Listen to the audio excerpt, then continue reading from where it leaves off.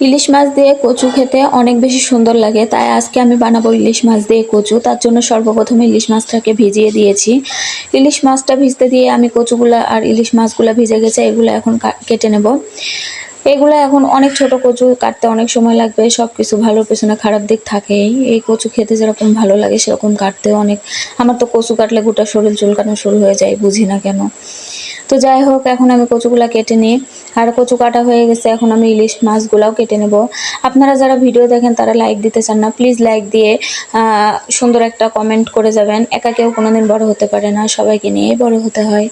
তো যাই হোক, এখন আমি ইলিশ মাছগুলো কেটে নিচ্ছি ভালো করে। আর এই তো ইলিশ মাছগুলো কেটে নিচ্ছি। আসলে কিপটা পরিবারে বিলং করলে অনেক বেশি কষ্টের সম্মুখীন হতে হয়। এই যে ধরুন, একটা মাছ দিয়ে সবাইকে চালাতে হবে, তার জন্য কি করতে হবে, এক বালতি পানি দিতে হবে তরকারিতে। বৌমা, এক বালতি পানি দিয়ে দিবা, যাতে 2টা কচু আর 1 কোটি মাছ দিয়ে সবার খাওয়া হয়ে যায়। ভাবুন তো এবার, যে মানুষ কচু আর মাছ খাবে নাকি ঝোল খাবে?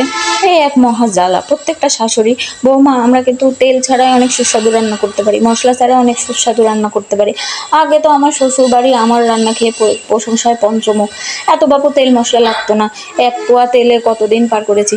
আগেকার যুগের এই যুগ তুলনা করলে চলবে? এই তো ধরেন, রান্না ভালো না হলে রান্নার এই ভালো হয়নি, সেই ভালো হয়নি, এটা দাওনি সেটা দাওনি। আবারও তেলের বেলায় হিসাব, মশলার বেলায় হিসাব। এখন আপনারাই বলুন তো কি করতে মন চায়? তো যাই হোক, এদিকে এখন আমি কড়াইতে দিয়ে দিলাম তেল, তারপরে পেঁয়াজ দিয়ে দিচ্ছি। এটা ভাজা হয়ে গেলে মশলা দিয়ে দেবো। আমিও বলে দিয়েছি বাপু, সাপ সাপ তেল মশলা না দিলে আমি রান্না করতে পারবো না। আর রান্না সিদ্ধ করে দিলেও মুখ বুজে খেতে হবে। কেমন হয়েছে উত্তরটা দিয়ে সবাই বলবেন। তারপরে তো এখানে মশলা দিয়ে ভালো করে মশলাটা কষিয়ে দিচ্ছি। তারপরে আমি আর একটু পানি, মশলার বাটি ধোয়া পানি দিলে নাকি তরকারিতে অনেক স্বাদ হয়। তো যাই হোক, এখন আমি মশলাটা খুব ভালো করে কষিয়ে নিয়েছি। এখন মাছগুলো আমি দিয়ে দিচ্ছি। মাছগুলো ভালো করে কষিয়ে নিতে হবে।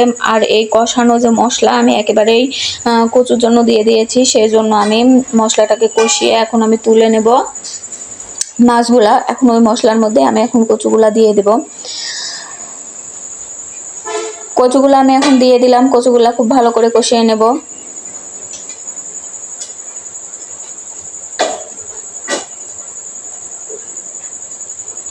কচুগুলা নেড়ে চেড়ে খুব ভালো করে কষিয়ে নিয়েছি। তারপরে অল্প একটু পানি দিয়ে আবারও কষিয়ে নিচ্ছি। আগেই বলেছি 1 বালতি ঝোল দিতে হবে। আসলে 1 বালতি ঝোল দেব না, কারণ কচুর তরকারি আর ইলিশ মাছের তরকারি একটু ঝোল রাখবো, তাহলে খেতে বেশি ভালো লাগবে। তো তার জন্য আমি ঝোলের পানিটা দিয়ে দিলাম। ঝোল উঠেছে। এখন আমি যে তুলে রেখেছিলাম কষিয়ে মাছগুলা, সেগুলো এখন দিয়ে দিচ্ছি। তারপরে কিছুটা আমি এটা ফুটিয়ে নেব। তারপরে গরম মশলার গুঁড়ো দিয়ে নামিয়ে নেব। আর এরকম নিত্য নতুন চ্যানেলের রান্না দেখতে চাইলে অবশ্যই চ্যানেলটি সাবস্ক্রাইব করে পাশে থাকবেন। আপনাদের একটা লাইক আমাকে পরবর্তী ভিডিও তৈরি করতে মোটিভেট করে। আর আপনারা যদি সাপোর্ট করেন আমার চ্যানেলে, ইনশাল্লাহ আমি অনেক সুন্দর সুন্দর গ্রাম্য জীবনযাপনের ভিডিও আপলোড দিয়ে থাকবো। তো আশা করছি সবাই ভালো থাকবেন, সুস্থ থাকবেন, আর আমাদের জন্য দোয়া রাখবেন, আর আমার পাশে থাকবেন, বেশি বেশি সাপোর্ট করে যাবেন। তো এই তো তরকারি ফাইনাল লুক। তরকারি খেতে আলহামদুলিল্লাহ অনেক বেশি টেস্টি হয়েছিল। যারা এখন ইলিশ মাছ দিয়ে কচু খাননি